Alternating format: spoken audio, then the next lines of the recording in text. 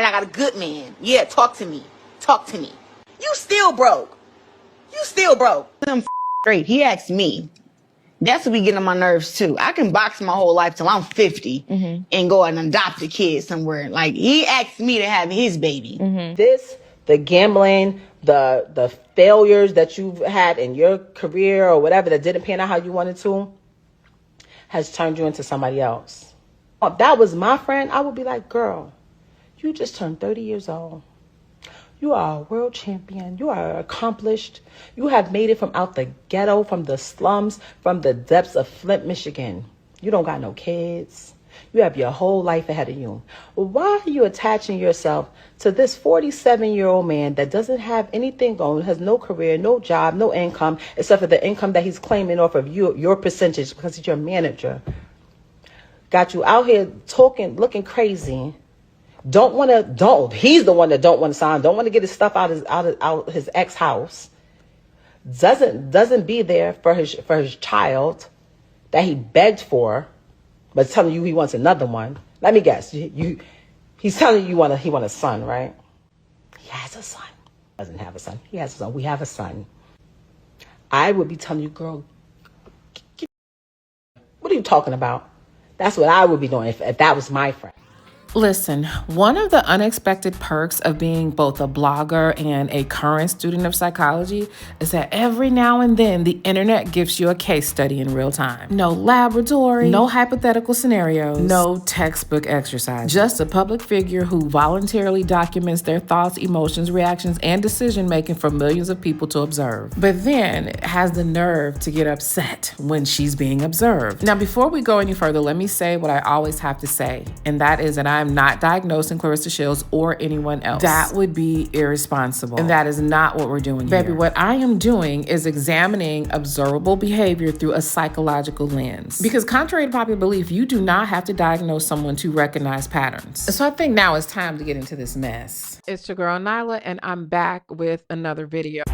Welcome back to the Vibers, the Blue Heart Gang. And if you're just getting here for the first time, go ahead and hit that subscribe button, click those notification bells so that you can know every time I go live or when I do another upload. Because now we are in a relationship and yeah, we got to get into this bullshit. So baby, you probably clicked this video for the tea, but trust me, you're gonna stay for the psychology. And if psychology is your thing, check out my playlist. Honey, there is a wealth of information there, and I have a lot of people that come to my platform that are actual psychologists, doctors within the mental health field, and even fellow students. And they are vibing with it, which makes me super duper happy. But don't get it twisted. The live streams over here are lit. We get into the BS, but the research, ethics, integrity, and academia is what sets us apart. So let's go. Somebody say, hey, beautiful, hey.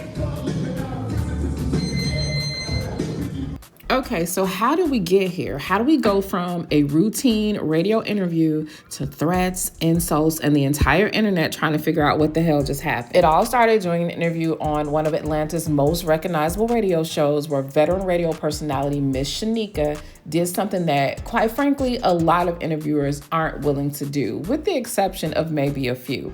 And that is ask the question, not the comfortable question, not the promotional question, the question that people have quietly been wondering for months. Can I ask you a real question? Because I didn't been here before. How much longer are you willing to be in a relationship with somebody's husband? Because at the end of the day, that's what people are looking at. Well, pause. Okay. Pause, because that's not somebody's husband. Okay. Papoose filed for divorce. Y'all hate to say that word, but it's the word that's out there. He filed for divorce because he's serious about me. So I'm not with somebody's husband. I have a lawyer. I have a lawyer. She has been retained since last year. Because the original plan was like, you know what? You do what you want to do. I do what I want to do. We said we was going to raise our daughter a certain way, you know, and we'll just, we going to figure out how to live in the same house and whatever. But then Motherfuckers felt like they could control what I do, but do whatever they want to do. I paid my lawyer already. Let's get a mediator. I don't want nothing. I'm not asking for child support, spousal support. I don't want no cars. I don't want no crib. I don't want nothing. I'm not giving nobody anything that there's neither. I'm lying. I did ask for my jury. I'm missing some jury. Papoose, you have my lawyer's information. If you can't afford to retain a lawyer, since your lawyer that the number you gave us has not been retained yet, I told you I'll pay for it. If somebody over there that loves you wants to pay for it, great. That will make me happy. Whenever you're ready, the papers are there. I don't want anything, nothing, no things. Now, the important thing to remember about this being wrong for her to say that this man filed for divorce because he was serious about her is that this video clip that I shown you of Remy was done on May 22nd, 2025. And keep in mind, we only know about Claressa because Remy outed them. So the very next day, Remy Ma tweeted on May 23rd, if you just turned 30 and allegedly just met someone 8 months ago that is 47 years old that I knew since you were 10 and was married to them since you were 13, and he has 4 biological children, one age 28 but will be 29 this year, one age 25, and another one age 24 but will soon be 25 this year as well, and a 6-year-old baby, and currently promising you a newborn while finally agreeing to divorce 18 hours, 54 minutes, and 3 seconds ago, please refrain from speaking. So reasonable logic tells us that the only reason why this man filed for divorce is because his wife fronted him off, put him on Front Street, and told the world that she's basically been begging for a divorce for a year. Clock it. He filed for divorce because he's serious about me. So I'm not with somebody's husband. Okay. And if you're going to call him her husband, make sure you call her his wife. And also hold her accountable for what she's doing in her life. Now listen, this is where the psychological flipping becomes very interesting to me because Claressa appears to repeatedly reposition herself in this story, not as the other woman and not as someone who entered into an existing marriage, but as a legitimate partner who is somehow being unfairly judged by the wife. And this bogus reframing matters in this conversation because instead of addressing the central issue, when did this relationship actually begin and what was the marital status at the time, or why are you in a relationship with a married man, the focus is redirected towards Remy.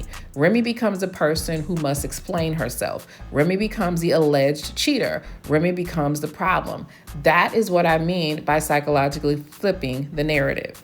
Now, let me be clear. Remy has definitely been publicly linked to Easy the Black Captain, and there have been allegations surrounding the nature and timeline of that relationship. But there is an important difference between what Remy and Easy may or may not be doing and what Claressa and Papoose have chosen to do publicly. Remy and Easy have not built a public couples brand. They are not moving through the media demanding that the public recognize them as some grand romantic union. They're not constantly presenting this relationship as proof that one person defeated, replaced, or outperformed someone else. And that's called decorum. And we know that that's something that Claressa knows nothing about. So when you see Remy working, performing, dressing, glowing, or building, your immediate thoughts are not necessarily Easy the Black Captain because she has not made him the centerpiece of her public identity. And baby, I know that's not accidental. That is intentional image management. And quite frankly, not only is that smart, but that's something that old girl really do need to pick up from her predecessor. Now, Claressa and Papoose, on the other hand, have repeatedly incorporated their relationship into their public brands. They post it, they discussed it, they defend it, they use it to answer critics. And at times, the relationship appears to be presented almost like a trophy. Okay, this is what Clarence uses as evidence that she's selected, that she's desired, and somehow victorious. But once you make a controversial relationship part of your public branding, you cannot be shocked when the public asks questions about the controversy. You cannot demand the visibility while rejecting the scrutiny, muffin. And that is also why the timeline matters. Based on statements, interviews, social media activity, and the material I have reviewed, there are serious questions about whether Claressa and Papoose's emotional or romantic involvement may have begun as early as 2020. And that was during a period when Remy has publicly discussed undergoing IVF within her marriage. So I'm careful with how I word stuff because none of us were inside their private relationship. We can examine timelines, public statements, and observable evidence, but we should not present an unverified conclusion as established fact. However, baby, the available timeline raises legitimate questions, and I have spent months researching those questions, not simply to gossip, but to correct a public timeline that has often been distorted, shortened, or even rewritten depending on who is telling the story. I have an extensive playlist on this subject that goes back approximately 7 months. It includes statements, videos, contradictions, dates, and most importantly, the psychological patterns surrounding how this relationship has been presented. So after this video, baby, take a deep dive, because once you understand this timeline, the intensity of Claressa's reaction to Miss Shyneka's questions begin to make a lot more sense. I'm in one right now. But the process take time. Yes, it does. And he's going through the processes. He's been through the course. It is what it is. So most of us thought that it was just going to end right there, that most of the bloggers, myself included, would only be discussing the fact that Claressa delusionally believes that she's not in a relationship with a married man. But no, in true Claressa Shields fashion, it could never stop right there, because the following day she went to the internet and tweeted this. And this was obviously directed towards Miss Shyneka's question. Claressa goes on to say, I'm gonna be honest with you, I ain't letting nobody else off the hook. Next B word come playing, I'm going all out. Now, why did Miss Shyneka deserve that? And where the hell is Claressa Shields' media training? Where is the PR team? Where are the seasoned professionals that should be surrounding her, that she should be paying to make her look better than what she appears? Why isn't that her man, who has been walking around in this media situation for at least 20 years, how come he has not grounded her? Because why did she even take it a step further? But let me not get ahead of myself, because the following day I had the opportunity to actually interview Miss Shyneka along with Dennis Byron. And all I can tell you is that when I got done talking to Miss Shyneka, I didn't get jealousy, I didn't get bitterness, I didn't get I'm trying to embarrass this woman. I got none of that shit. I just got the impression of someone doing what interviewers always do, and that's asking the questions that the public is already asking. Now, does that mean that everybody got to agree with the question or the phrase? Absolutely not. But reasonable people can disagree. But after speaking with her directly, I personally did not come away believing this interview was fueled by jealousy or personal malice and all this kind of stuff. So I'm trying to figure out why Claressa is in attack mode, okay? Because let's get into it. Let's take a clip from our interview and tell me what you saw in this. What's going on? I was just doing my job. We're going to talk about that job you had to do the other day. I have for you, but more importantly, I know people want to know what was going through your mind in the moment that you asked that question. What were you thinking about when you asked that question? You knew she was coming up. Did you prepare for that question? Did you? No, honestly, I seen that she was cool, and you hear all the things. For doing the actual real interview. This is what media is about. It wasn't ambush. It was a real question, and it's what the people wanted to hear. So shout out to you for not being fake about it, being a real one. Trying to, in my opinion, it was like a sister to sister, grown woman to grown woman talk, because those questions, they're very relevant, and a lot of women want to know, because we know how that looks, and we know who usually ends up losing. It's the chick that's not married, right? So I felt like your energy was right. I felt like you were coming from a right place, And first of all, we know she lied. The receipts are out there. We know that she knows that she was a side chick. So when I said that she knows that she was a side chick, this is what I mean. So in this text message that Remy revealed, Remy went and got this out of Pap's phone. Shout out to her. The message reads, "You take accountability. You are the one who is married. If you can't at least sleep on the phone with me or be with me in person, it shouldn't be a big deal to let me know you made it home safe or to communicate that you fell asleep in the Sprinter." Yeah, we know it's goofy for a side chick to believe that a man fell asleep in a Sprinter, but clearly she wanted to be seen in public, but was accepting not being seen in public. She wanted to, sleep on the phone with him and all this kind of stuff. That's side chick antics. That is not main woman stuff, okay? She knows that she was a side chick. And further examples of her accepting her position as a side chick. In this text message, she says, "Okay, love, I'm not happy, but all right, I'ma stop. Don't want to stress you more than you already are, so I'ma just stop. How I feel is not warranted. I'm just tired of talking and you not hearing me, so I can't. Thank you for your honesty, though. That's always the best option. You're going to do whatever you feel you want to do. I won't say nothing else. I ask for gifts. I'm tripping. I express I like flowers. I'm tripping. I want time set aside dedicated to me. I'm tripping. I don't know how to feel. I'm just laying here feeling stupid." And well, she should feel stupid because only side chicks have to ask for time dedicated to them, ask for gifts, and feel stupid about asking for flowers. If you really thought that you were in a relationship with a man that was fully committed to you, you would have never sent this text message. We know that he didn't even file for divorce until 18 hours after Remy fronted him off and said, literally, "I have sent the paperwork to the lawyer. You've been ignoring it. You've not retained any counsel.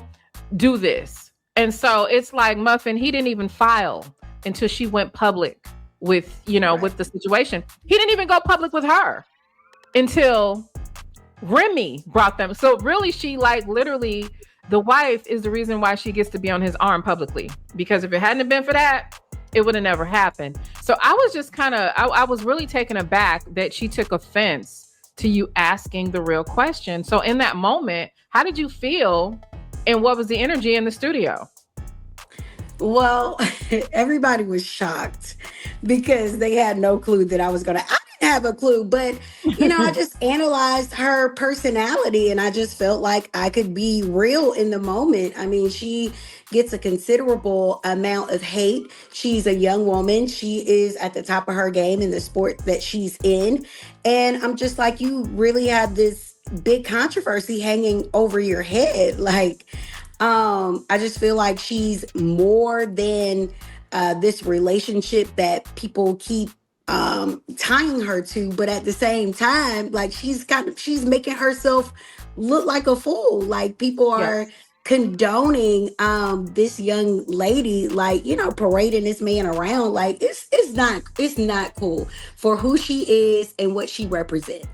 Listen, I'm not even going to hold you. Miss Shyneka had no negative energy for her. However, she was responding to the tweets and to all the energy that Claressa was giving her. And a lot of people think that she was wrong for doing that, and I just don't understand why. But of course, when we're talking about Claressa Shields, she is going to take things to the next level. And I'm just saying that somebody probably should check her. Someone in her circle that she respects needs to let her know that this is a bad game for her to be getting into. But she doesn't seem to care about long-term effects of her behavior. So why did this happen? Let's get into this. Let's get into Claressa's meltdown pertaining to this very interview. I meant to say something. I forgot. I forgot to address this one bitch.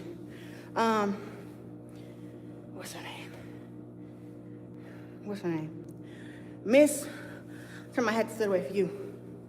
Miss Shyneka, your big fat ass sat up there and talked that shit to me And then when I checked you respectfully, I checked you respectfully in your face. Well, pause. Okay. Pause, because that's not somebody's husband. Okay. Papoose filed for divorce. Y'all hate to say that word, but it's the word that's out there. He filed for divorce because he's serious about me. So I'm not with somebody's husband. Okay. And if you... Yeah, I'm sorry, but I think we all miss the check. What we do see, though, is that you completely deflected. So, did y'all notice what happened psychologically, though? The question wasn't simply about a relationship. It literally just challenged the public identity. When people's actions and their self-image don't line up, psychologists call that cognitive dissonance. One common way that people reduce that discomfort is by changing the framing. Instead of just answering an ethical question, they answer a different question that's easier to defend. Another common reaction is to be mad or upset with the person asking the questions because it's less emotionally painful to challenge the messenger than to wrestle with the uncomfortable implications of the question itself. None of this proves what someone is thinking internally, but these are well-documented patterns that can occur when people feel their public image is being threatened. In your face. You shut all that disrespectful shit up. Now, after the fact, you got all this lip and talking all this shit because you never got this much attention before in your life. Being a radio host, I didn't even know who you was. I came there for Jock and Shorty. I did not come there for you.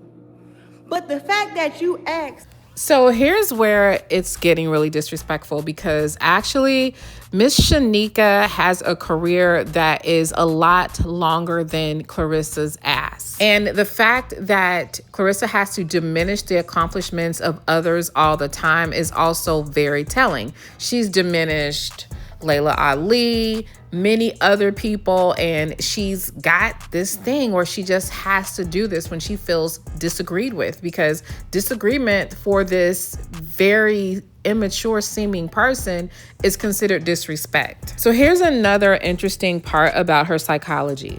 Her response was not necessarily rooted in answering with evidence. It was answered with status. So instead of Claressa explaining why Miss Shyneka was wrong, the conversation shifted to attacking her appearance, minimizing her accomplishments, and suggesting she was only relevant because of the person responding. That's a classic way of changing the battlefield. When someone can't or chooses not to engage with the substance of a question, they literally will redirect the attention to the person asking it. We've seen this play out many times. It's basically an ad hominem response. Whether the situation with Miss Shyneka is whether her being famous, unknown, thin, heavy, rich, or broke, none of that has anything to do with what the original question was and whether or not it was legitimate. Honey, how long do you plan to stay in a relationship with a married man? A question in such a distasteful way, and I answered you like the professional that I am. Now you want to go on these rants and talking about some pat with me for this reason, pat with me for that reason, blah, blah, blah, blah, blah. You didn't say none of that stuff when you were sitting there in my presence. Claressa, I know this is too hard of a concept for you, right? But there's something that the old folks call mother wit, right? And that is literally your bought sense, okay? Your wisdom that comes from life experience. These women can see through him. You can't. And that's something that I can't even use psychology to explain to you. It's just what it is. And secondly, she didn't say any of that in your face because you were amicable. You took pictures afterwards. You were fine. This is a delayed reaction, honey. There was no reason for her to say those things during that time. You had not yet gone to the internet and posted a shot at her, basically calling her a B. And you had not went behind the scenes through her colleagues and made a threat yet. So there was no need for her to have that kind of energy because you didn't have that kind of energy in her face either, ma'am. You had it on the internet the next day. Okay, so let's slow this down because psychologically, there are a lot of things happening here. First, Claressa is reframing the original exchange so that she can present herself as the respectful professional party while portraying Miss Shyneka's question as disrespectful. But Miss Shyneka did not curse at her. She did not insult her appearance. She did not scream at her. She asked a direct question about a public relationship involving a legally married man. And she asked it in what many people perceived as a calm, almost maternal tone. So Claressa responded by saying that she was not dating a married man because he had filed for a divorce and was serious about her, right? Now, whether that answer was accurate, which is not, or factual, the question should be examined through the documented divorce timeline. But psychologically, the most important point here is that Claressa is now treating her being uncomfortable as proof that the question itself was disrespectful, and that's bull. It's not the same thing. A question can make you uncomfortable without being asked disrespectfully. A question can expose a contradiction without being an attack. Sometimes when a person feels emotionally threatened by the substance of a question, they have to redefine the shit as an act of aggression. That gives a person like Claressa, who is disrespectful by nature, it gives them permission in their own mind to retaliate. In other words, you disrespected me first. Therefore, what I say about you is justified. That is hostile reframing. She is changing the story from I was asked an uncomfortable but relevant question to this woman came for me, so I had every right to come for her. And once she establishes herself as the supposed victim of disrespect, she can rationalize attacking Miss Shyneka's weight, her career, her relevance, her marriage, and her personal character. This is a form of moral licensing by, in my opinion, a very immoral person. The person convinces themselves that because she's allegedly wrong, that her own escalation is not cruelty, and it becomes self-defense. But calling someone fat and calling them a nobody and falsely accusing them of infidelity does not answer the original question. It changes the battlefield. The question was originally about Claressa's relationship choices. Suddenly, the became about Miss Shyneka's body, her accomplishments, her marriage. That is diversion through devaluation. That is what that is. That is not what Claressa is presenting it to be. When someone can't comfortably neutralize a message, they want to neutralize a messenger. So her asking a question that she doesn't like makes her irrelevant to Claressa. So she wants to make her irrelevant for the rest of us, but she's not going to be able to do that. So because she questioned the relationship, oh, your marriage failed because you cheated. The goal, whether or not, she's conscious of it, is to reduce Miss Shyneka's value so that whoever's listening can feel less obligated to consider what she asked. According to Miss Shyneka, the claim that she cheated on her husband was a lie. And she said that she may consult an attorney tonight, right? So unless Claressa has credible evidence supporting the claim, it definitely should not be repeated as fact. And psychologically, an unsupported counter accusation can basically be what we consider a smoke bomb. So instead of people examining the original issue, now everybody will be debating whether Miss Shyneka cheated or not. The accused person is forced to defend herself, explain her divorce, and prove a negative. Meanwhile, Claressa's question disappears underneath a new controversy. This kind of looks like a D.A.R.V.O style pattern, and let me explain what that is. D.A.R.V.O stands for deny, attack, and reverse victim and offender. That doesn't mean I am clinically labeling Claressa or saying that this element fits perfectly. I am saying that the communication pattern is worth noticing. First, you deny the premise. The premise was, I'm not dating a married man. Then you attack the questioner, her weight, her relevance, her personal life. Then you reverse the positions. Claressa becomes the woman who was supposedly mistreated, while Miss Shyneka becomes the disrespectful, dishonest, or morally compromised aggressor.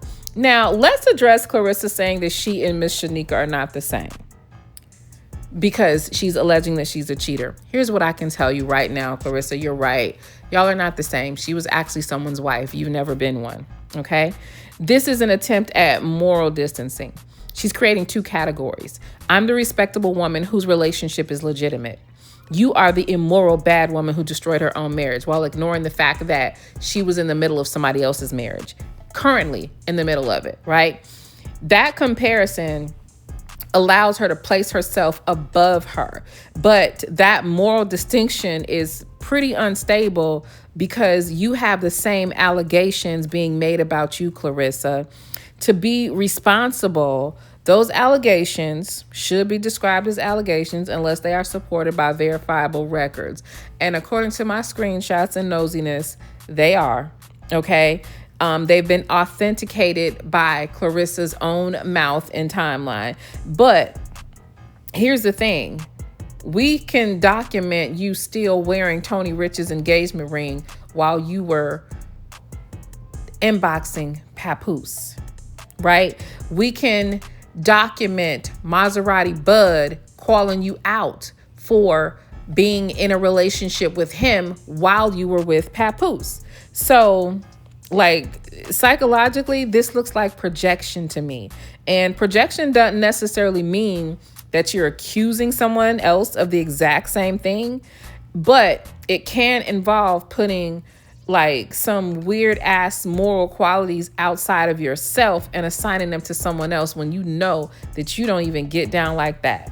So basically, instead of her having to sit with the possibility that people might actually view her own relationship timeline as ethically complicated, she wants to put Miss Shyneka in the position to be scrutinized as an actual adulterous woman, so that the shame and the scrutiny and the moral judgment has been transferred. So Miss Shyneka is the cheater. Miss Shyneka is all the bad person and all this kind of stuff. And then Claressa gets to step out of the quote unquote defendant's chair and place herself in the judge's seat. And that is the psychological sleight of hand. She does not get to defend her own behavior. She attempts to disqualify the person questioning it. And that's BS. Girl, bye. And you went through a whole divorce. Me and you not the same. We not the same. So I never even knew nothing about you, Miss Shyneka. But since you want to come fucking with me, now I got to put your business out there. Because you want to be so fucking crazy toward me, I left the little interview where it was at. Honestly, Claressa should not be this freaking clockable, okay? This is what she posted the very next day. Everybody knows what she was talking about. She literally believes in her mind that someone asking her a relevant question is an attack. So, yeah. Now, there's another part of that video that we have to break down, and it goes along with another behavior pattern that I have seen of Claressa, and that is where she completely sexualizes herself all the time. That dynamic, we really got to get into. So make sure that you are subbed to the channel so that we can absolutely dig into that tomorrow, because baby, we're going to break that all the way down. Because the pattern that she exposed throughout that video was shocking to me. I've clocked it before, I've talked about it before, but she literally just solidified the pattern for me to see that there may be something else we're dealing with and that things may absolutely get worse. In fact, I need y'all to expect it. I need you guys to expect a lot more chaos from this individual. It is absolutely coming. So let me know what y'all think about it down in the comment section. And if you're new to this channel, look, this is the calm, okay, academic side of me. Subscribe so you can hit those live streams, because that's where we really turn up. And if you like my commentary, please click like, comment, and subscribe. And if you don't like it, you can still comment, you can still subscribe, because you're bound to return and find something that will entertain you or be of intellectual benefit.